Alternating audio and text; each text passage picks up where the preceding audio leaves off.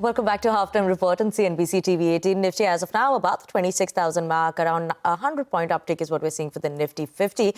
Nifty Bank, that's moved to the green as well. So let's watch out for that one, recovered from the day's lowest point.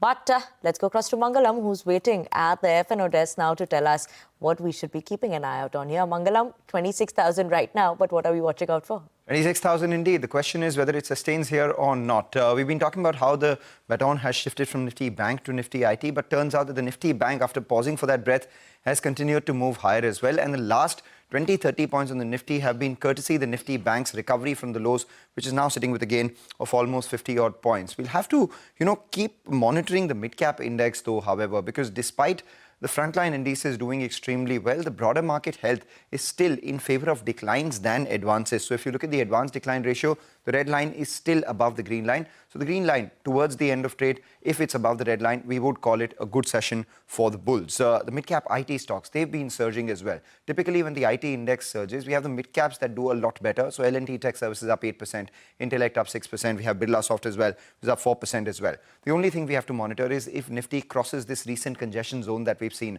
of 26,000 to 26,030. For that, the Nifty Bank has to gain a little more and the IT index has to hold on to its gains.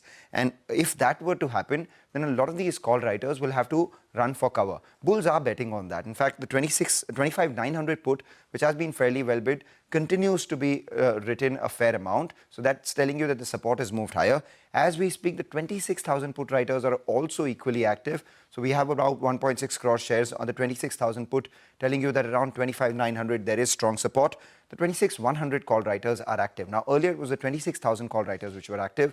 Now, those guys have reduced their activity as the Nifty's crossed past that 26,000 mark. And the 26,100 call writers have come back into action, telling you that the resistance has moved higher from 26,100 to 26,220. So the market band is moving higher from what it was over the last few trading sessions. The only fly in the ointment from here on would be the put-call ratio. Because of this heavy put writing that we've seen and covering in some of the calls, the put-call ratio has moved towards the higher end of the range at 1.28 versus 1.02. So important for the Nifty to hold on to this range, moderate a little bit, and from there on move higher, giving a lot more room for improvement than where we are currently. In terms of stocks, it is IT all the way. So TechM is the one which is seeing some fresh long build-up after not having seen a big move.